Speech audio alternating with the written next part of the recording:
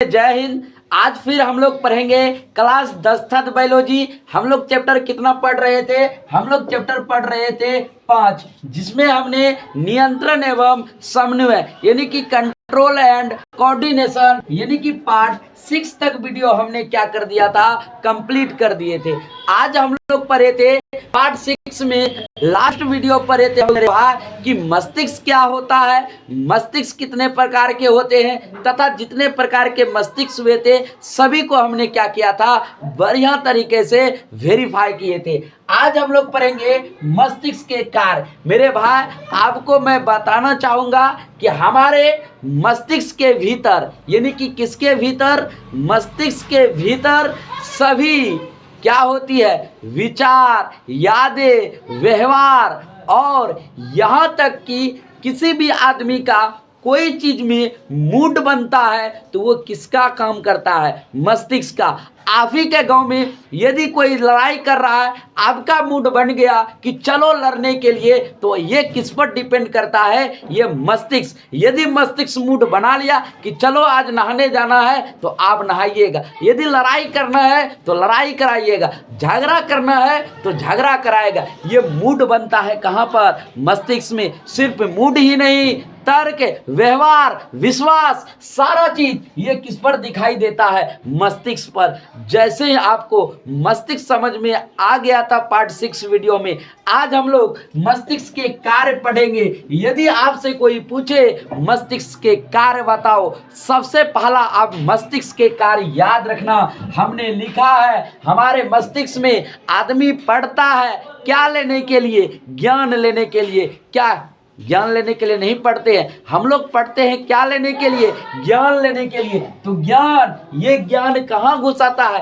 आप लोग को सर बोलते होंगे, हम लोग को बोलते थे बचपन में कि तुम्हारे ज्ञान नहीं है, बुद्धि नहीं है कि नहीं? तो यही तो लिखे हैं, ज्ञान, बुद्धि, तर्क शक्ति, स्मरण, विचार, निर्णय एवं व्यक्तित्व आदि का क्या करता है, नियंत्रण करता है। कौन कोई पूछेगा नियंत्रण करता है? यही मस्तिष्क। यदि आपको कोई बोल दे तुमको बुद्धि नहीं है, यदि आप बुद्धि वाला काम नहीं किए तो सच में आपको बुद्धि नहीं है, यानी कि मस्तिष्क नहीं है। बुद्धि कहाँ रहता है कोई पूछेगा, मस्तिष्क में। और ज्ञान कहाँ पर लिया जाता है, मस्तिष्क में। तो इस सब पर कोई पूछेगा, कोई भी आदमी विचार लेता है, नहीं कहता है आज हम सुने हैं तो कल आपको हम डिसीजन देंगे, विचार विमर्श करेंगे घर में, तब आपको क्या करेंगे, बताएंगे। तो ये भी तो क्या है, नियंत्रण करना हुआ कि नहीं? तो इसीलिए हमने पहला इतना बात लिखा कि ज्ञान, बुद्धि, तर्क शक्ति, स्मरण, विचार, निर्णय एवं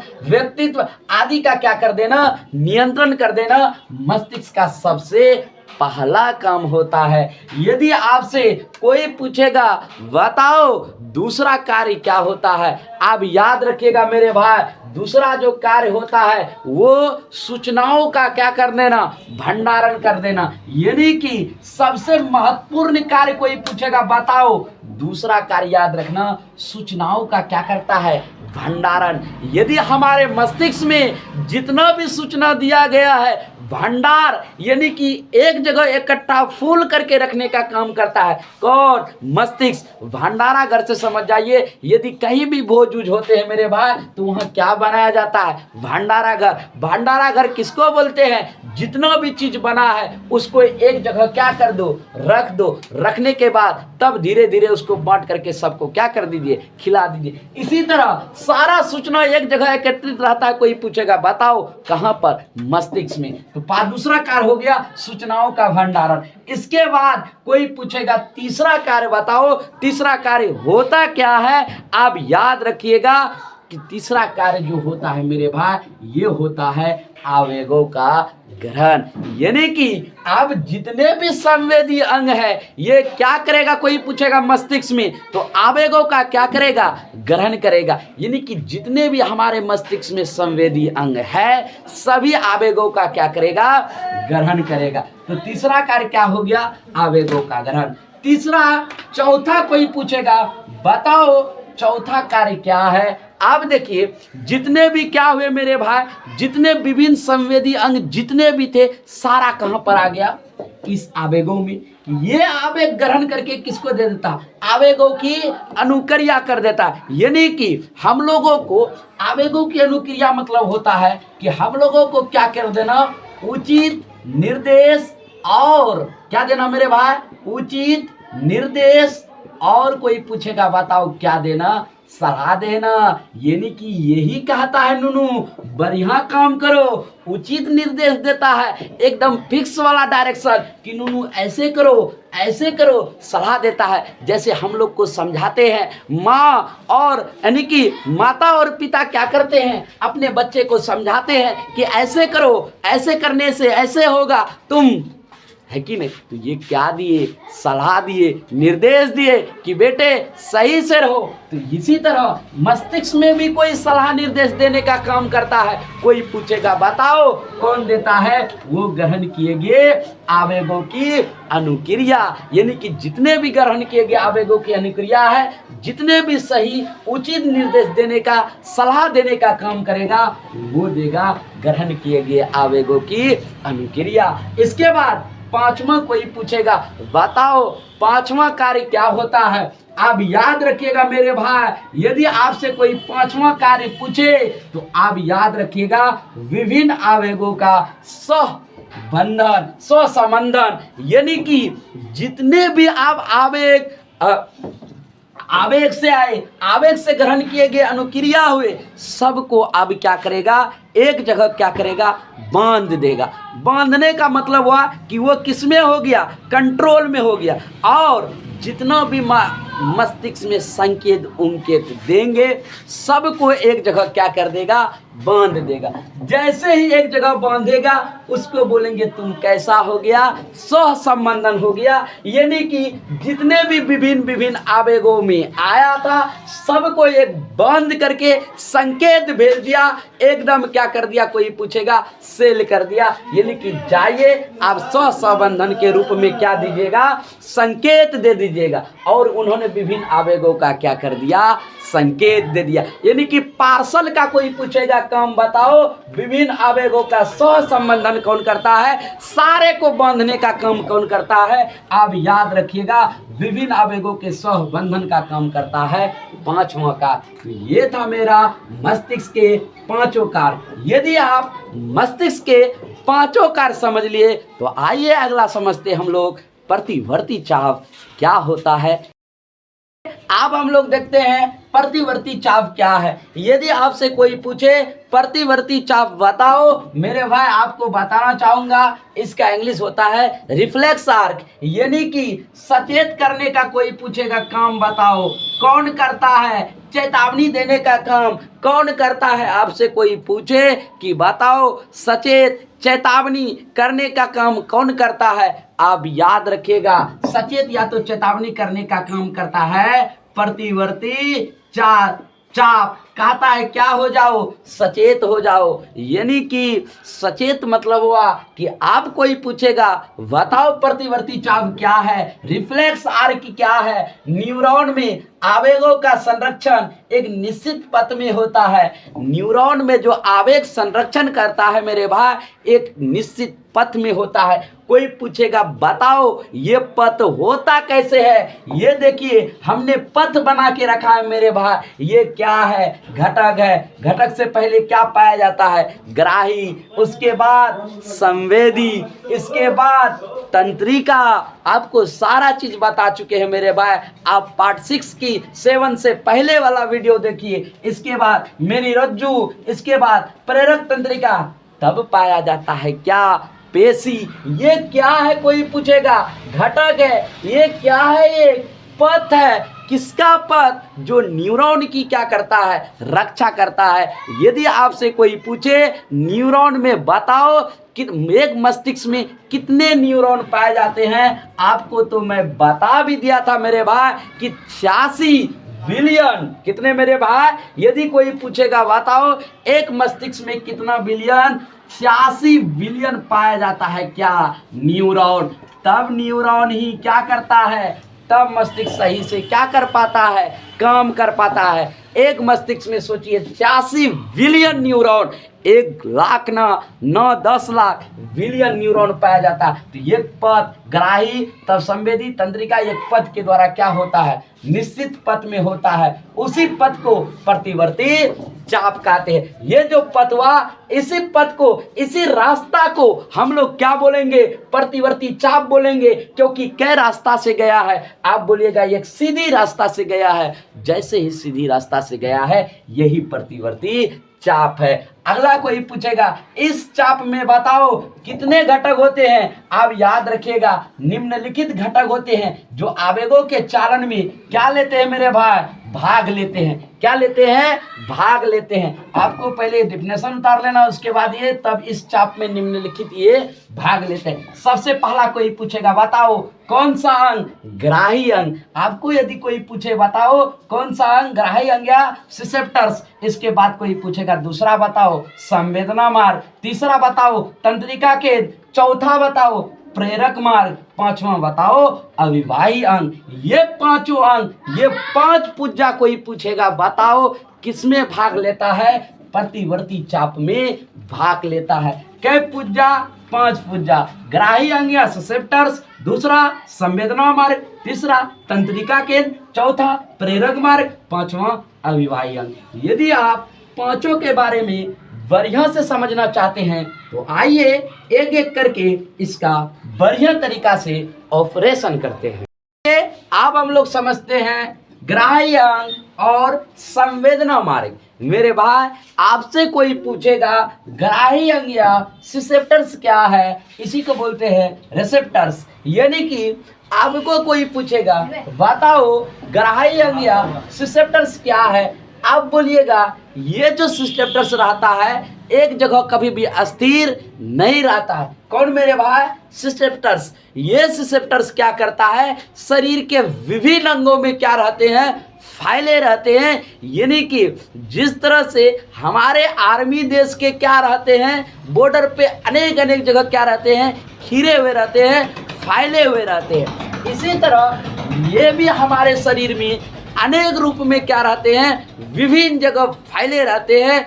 तो ये क्या रहते हैं, फैले होते हैं। जैसे कोई पूछेगा बताओ ये कहाँ फैले रहते हैं, आप याद रखिएगा ये जो फैले होते हैं सबसे वाला त्वचा। त्वचा मतलब क्या, चमड़ा। इसके बाद कोई पूछेगा त्वचा के बाद बताओ और ये कहाँ फैले रहते हैं, मांसपेशी। और साथ ही साथ मांसपेशियों में क्या रहते हैं, फैले रहते हैं। त्वचा, मांसपेशी जो अन्य सूचनाओं, अंगों से सूचनाओं को क्या करके पकड़कर दिमाग या मस्तिष्क तक पहुंचाने का क्या करता है, काम करता है। ये बात मत सोचिएगा कि सिर्फ हम लोग घरे में वायरिंग करते हैं, हमारे शरीर में भी पूरा क्या किया हुआ है, वायरिंग किया हुआ है। एक एक तार जिस तरह से बिछाते हम लोग अपने घरों में, इसी तरह यहाँ पर भी क्या किया गया है, बिछाया गया है।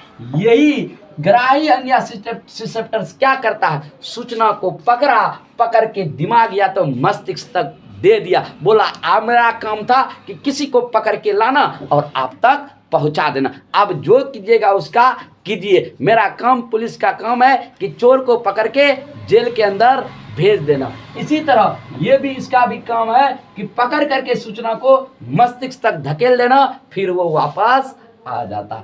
दूसरा कोई पूछेगा बताओ कौन सा मार्ग, सेंसरी पथ। यानी कि कोई पूछेगा संवेदना मार्ग बताओ क्या होता है, तो आप याद रखिएगा जो हमारे 86 बिलियन क्या मेरे भाई न्यूरॉन द्वारा बनाया गया मार्ग को ही कौन सा मार्ग कहते हैं, संवेदना मार्ग। यानी कि संवेदी न्यूरॉनों द्वारा बनाया गया मार्ग को ही क्या कहते हैं, मार्ग। मतलब जैसे कोई भी टीचर विद्यार्थी को क्या देता है, मार्ग देता है। कोई भी सर किसी को क्या देते हैं, मार्ग देते हैं, मार्गदर्शन देने का काम करते हैं। आप क्या बढ़िए, आगे बढ़िए। आपके जीवन में बहुत सारी कठिनाइयाँ आते हैं, लेकिन झेल के भी हम लोग क्या बढ़ते हैं, आगे बढ़ते हैं। इसी तरह संवेदी न्यूरॉन द्वारा जो बनाया गया मार्ग है उसे ही संवेदना मार्ग कहते हैं। यदि आप इतना समझ गए तो आइए अगला देखते हैं कौन सा मार्ग, तंत्रिका तंत्र क्या है। ये अब हम लोग समझते हैं तीसरा मार्ग, तीसरा केंद्र कोई पूछेगा बताओ कौन सा केंद्र, तंत्रिका केंद्र। ये सब बात तो मैंने सारा पढ़ा दिया मेरा भाई, फिर भी समझते हैं नर्वस सिस्टम। यदि आपको कोई पूछे, हमने बताया था जब हमारा मस्तिष्क क्या रहे, बिजी रहे, यानी कि व्यस्त हो जाए, जिस तरह से मोबाइल नंबर के तरह। यदि कोई व्यक्ति या तो आप ही लोग किसी अदर से बात करते हैं तो वो क्या कहता है, आप यदि फिर से कॉल लगाते तो क्या कहता है, आप जिस व्यक्ति से बात करना चाहते हैं वो भी व्यस्त है। इसी तरह मस्तिष्क और स्पाइनल कोड क्या करता है, जब हमारे मस्तिष्क क्या रहते हैं, बिजी हो जाते हैं, तब कार्यभार संभालता है कौन, स्पाइनल कोड तंत्रिका केंद्र का जो काम करते हैं, यानी कि मस्तिष्क और स्पाइनल कोड दोनों मस्तिष्क में क्या करते हैं, तंत्रिका केंद्र का अपना कार्यभार थोड़ा संभाल लेता है। कहता है चाचू थोड़ा हमको भी दीजिए, हम भी है। तंत्रिका तंत्र का जो काम करता है उसे ही तंत्रिका केंद्र कहते हैं। लेकिन कभी कभी इस सवाल में कार्य भी पूछता है। यदि आपसे कार्य पूछे तो आप छोड़ के मत आइएगा। कार्य क्या पूछा गया है, कार्य यदि कोई पूछेगा बताओ संवेदना मार्ग से आए संदेशों को क्या करना, प्राप्त करना। यानी कि आप जो संवेदना मार्ग से जो संदेश आया था, जिसको बोलते हैं भार आया था, कौन चीज, संदेशों को प्राप्त करेगा और उचित निर्देश देगा। यही सलाह देगा कि नूनू तुम क्या रहो, बढ़िया से रहो। जिस तरह से आप जितना कमा के माँ को देते हैं उतना खुश नहीं होता है, लेकिन यदि आप कहीं भी पढ़ते हैं तो आपकी माँ या तो बाप ज़्यादा खुशी होते हैं। यदि आप पढ़ते भी हैं हॉस्टल में या तो कहीं भी रह करके, आपकी माँ डबल बार कॉल करेगी तो बेटा कैसा है। लेकिन जब आप बाहर खटने भी जाइएगा तो रुपयों बेच दीजिएगा, फिर भी माँ बाप खुशी नहीं है। ये खुशी है किसमें, पढ़ाई और लिखाई में। तो आइए आगे बढ़ते हैं। अगला जो मेरा मार्ग है मेरे भाई, वो है प्रेरक मार्ग। यदि आपसे कोई पूछे बताओ प्रेरक मार्ग क्या है, आप याद रखिएगा प्रेरक मार्ग न्यूरॉन द्वारा जो रास्ता बनाया जाता है। कहता है न्यूरॉन हम जाते जाएंगे मस्तिष्क में रास्ता बनाते जाएंगे। न्यूरॉन द्वारा बनाया गया मार्ग को ही कौन सा मार्ग बोलते हैं, प्रेरक मार्ग। न्यूरॉन क्या होता है, बढ़िया तरीका से हम क्या करिए मेरे पढ़ा दिए। तो आइए आज का लास्ट देखते हैं, अविवाही अंग क्या है। आइए आज हम लोग लास्ट क्वेश्चन देखते हैं। कौन सा मार्ग कोई पूछेगा, अविवाही मार्ग। एक बात बताइए, कोई भी पूछेगा ये मार्ग क्या करता है, जैसे आपको मार्गदर्शन देता है कोई भी चीज काम करने के लिए, आप क्या लेते हैं, सलाह लेते हैं किसी से, क्या ये काम करने से फायदा है कि घाटा है, लेते हैं। इसी तरह अविवाही मार्ग कोई पूछेगा बताओ क्या है, जो अंग दिशा निर्देश को प्राप्त करते हैं। यानी कि आप हमारे शरीर में जितना भी क्या दिया, दिशा और निर्देश दिया, जितना भी चीज क्या हो गया, प्राप्त हो गया। अब ये भाग कौन मार्ग कहलाएगा, अविवाही मार्ग कहलाएगा। यानी कि जितना भी दिशा निर्देश को, जो भी डायरेक्शन दे, सलाह दे, जो भी चीज हो जाए हमारे शरीर में, ये उसको क्या कर लेते हैं, पकड़ लेते हैं, जकड़ लेते हैं, प्राप्त कर लेते हैं, जिसे हम लोग क्या कहते हैं, अविवाही मार्ग कहते हैं। अब हम लोग फुल एनर्जेटिक तरीके से नए जोश नए जज्बे के साथ मिलेंगे। हार्मोन क्या होता है, कुछ ये सब चीज पढ़ाया हुआ था, जिसके कारण आज हम इतना फोर के नहीं बता पाए, फिर भी अच्छे तरीके से बताए। लेकिन अब जो शुरुआत होगा वो होगा हार्मोन क्या होता है, पूरी हार्मोन की चर्चा करेंगे, लेकर बहुत जल्द मिलेंगे पार्ट 8 की वीडियो में। आज पार्ट 7 का वीडियो आपको कैसा लगा, यदि अच्छा लगा तो प्लीज़ लाइक कीजिएगा, सब्सक्राइब कीजिएगा। आप जिस YouTube चैनल पर वीडियो देखते हैं उस YouTube चैनल का नाम है मेरे भाई Amit coaching research centre Kaliaganj. इसी के साथ बहुत जल्द मिलते हैं पार्ट 8 की वीडियो में।